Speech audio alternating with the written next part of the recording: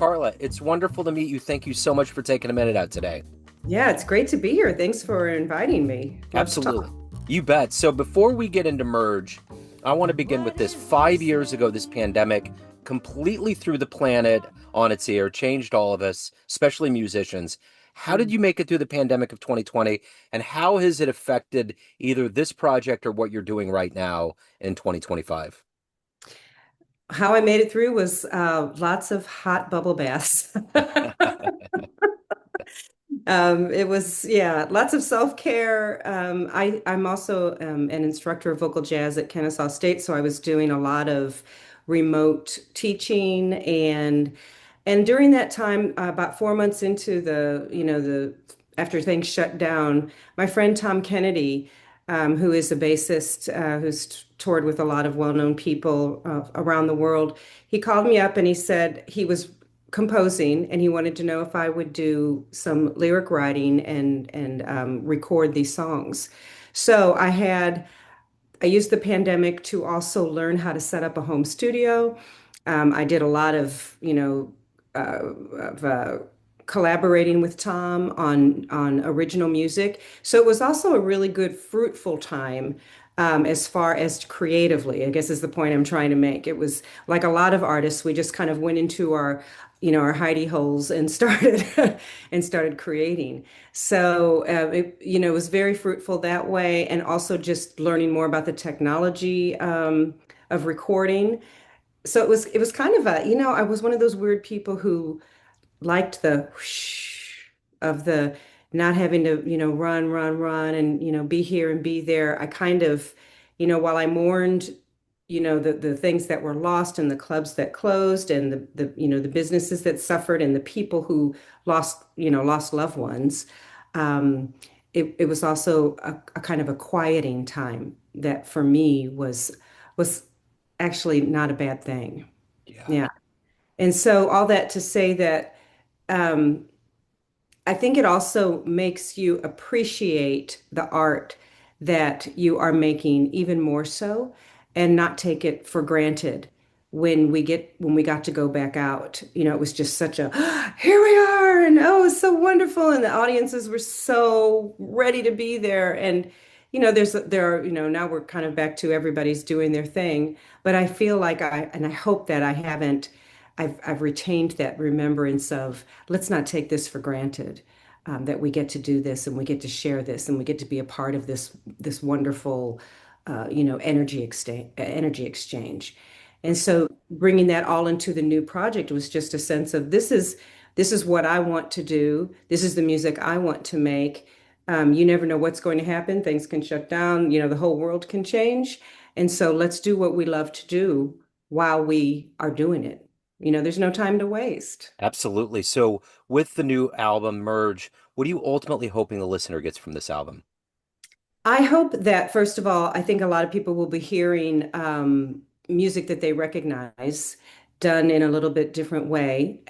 People from that grew up at the same time that I did in the 70s and the 80s and love that or grew up eclectically like I did with a lot of different music in the household, I think will appreciate this record because you're going to be hearing classic R&B and you're going to be hearing some standards. You're going to be hearing everything wrapped around with the roots of jazz, in these arrangements.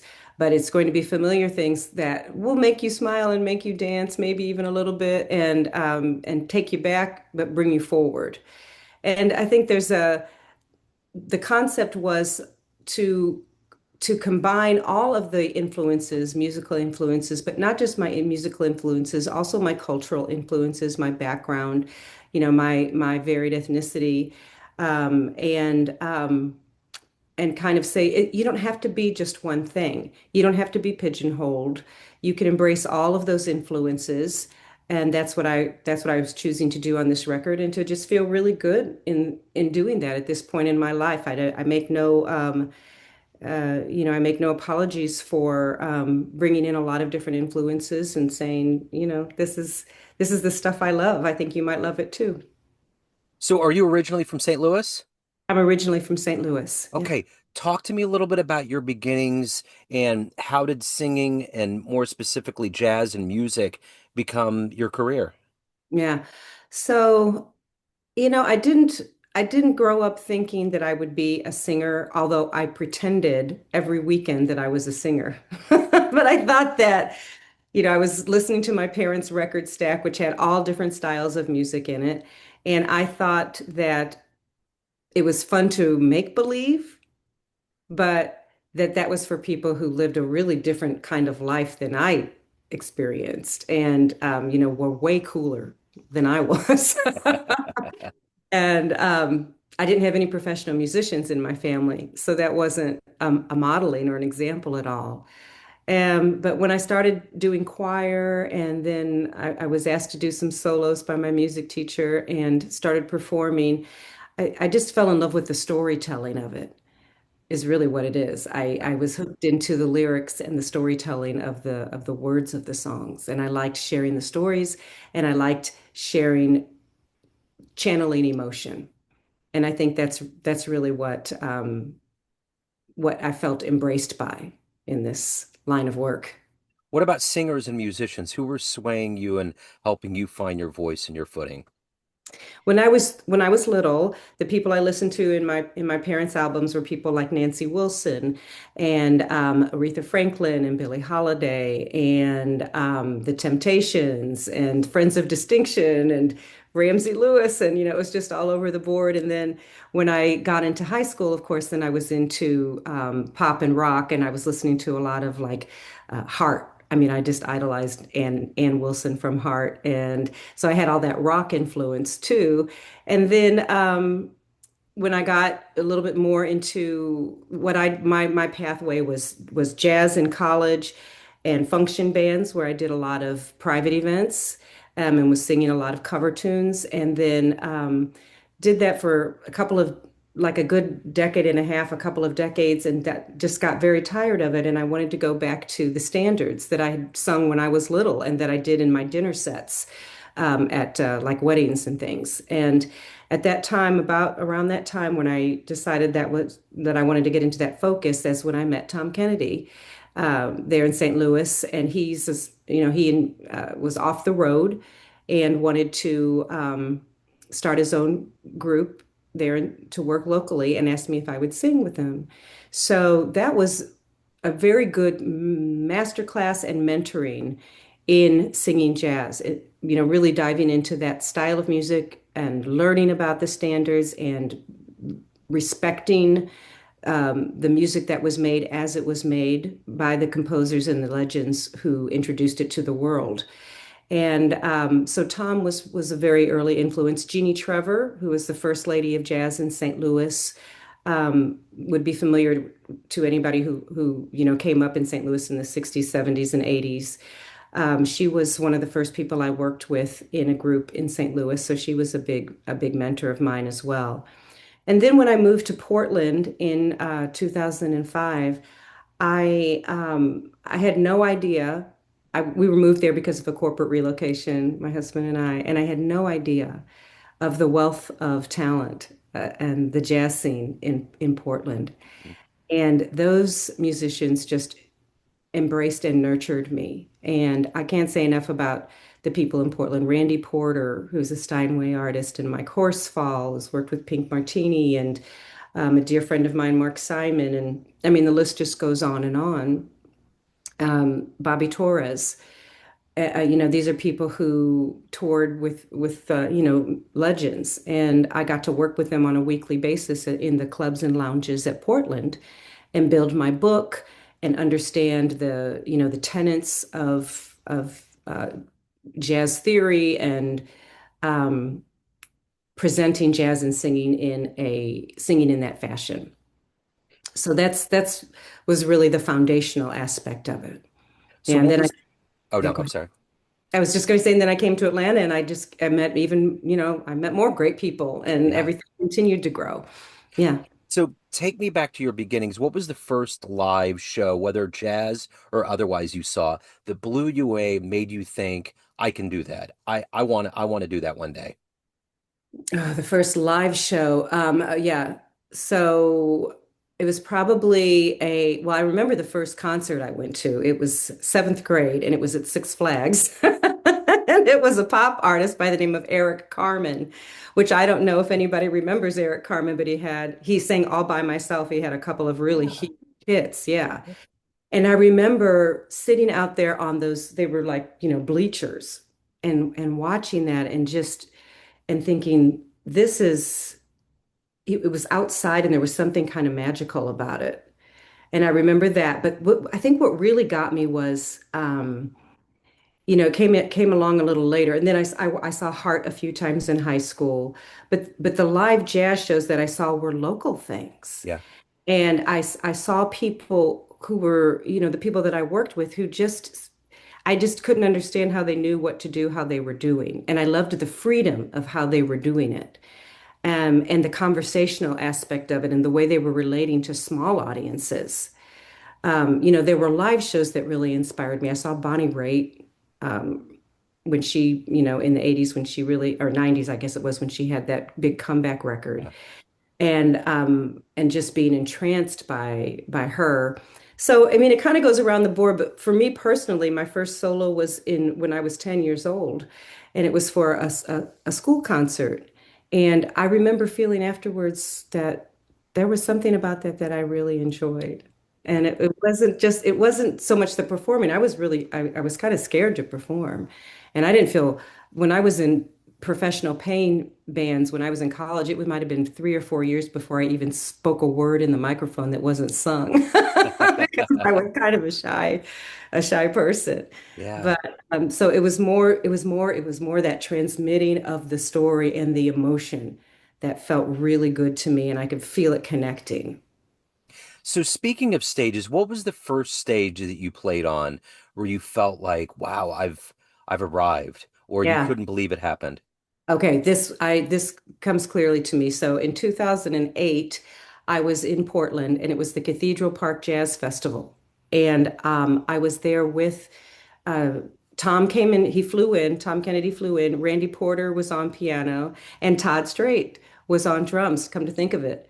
And that there was something about maybe that was the first time that I'd done a festival. I think that was the first time I'd done a festival. Yeah.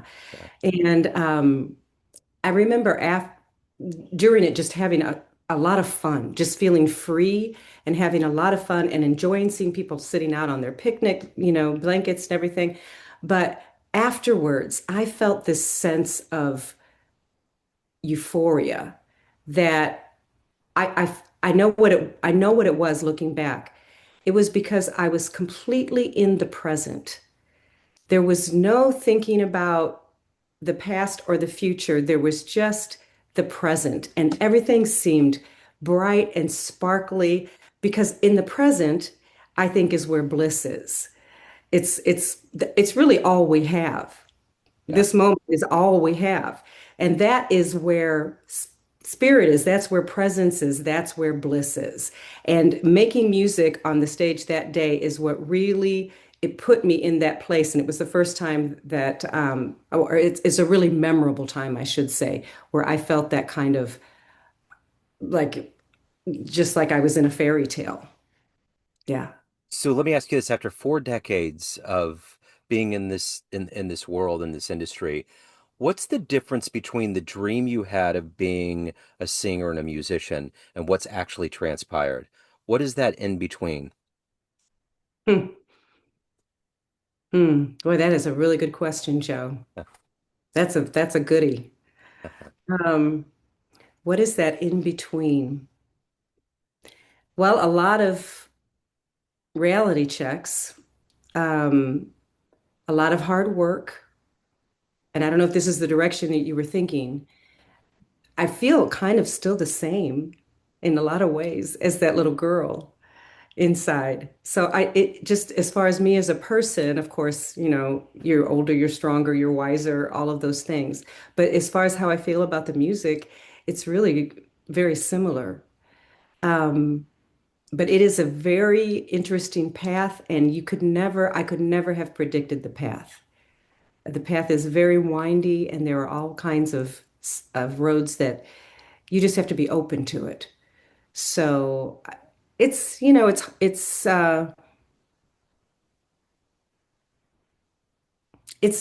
it's harder than you think it is in some ways, but the benefits of it are greater than you can imagine too. Yeah.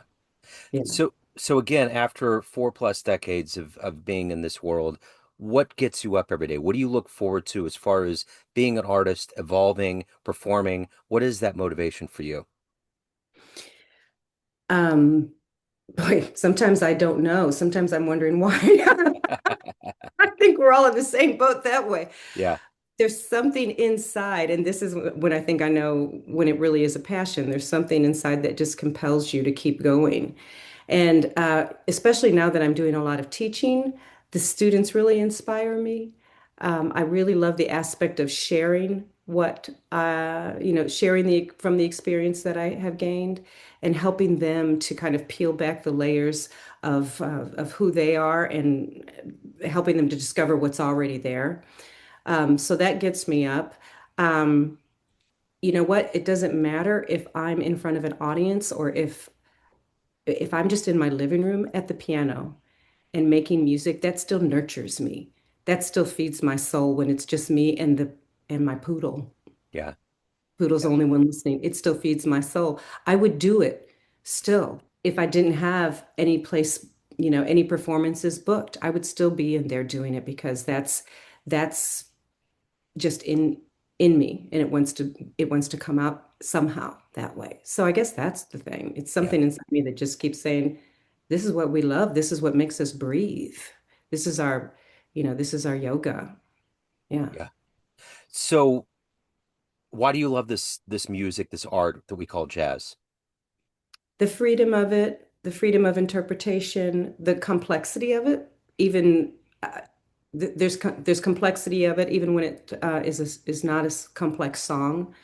The people that I get to work with are so supremely talented. And the gift of that, I like that it's a little bit more um, it challenges the listener a little bit sometimes, and I like that. And I think that the compositions of the standards are so rich. They're just so deep that the you can plumb them endlessly. And it still feels fresh and beautiful. So I think it's the legacy of it, the tradition of it, and then also the fact that you can do something new with it and pull it into the present too. So what do you miss about living in St. Louis, and what do you like the best about living in Atlanta? Well, my family's in St. Louis. My parents are still there. Yeah, I have a sister who lives there. So there's that. I have old friends there, and it's home. It's roots. It's home. So it's always going to be with you, right? yeah. I was just back there performing a couple of shows, and I hadn't been back there for a really, really long time. And a lot of my old musician friends came out who really were the ones who seeded this in me. They were the ones who I worked with when I was just a little baby singer.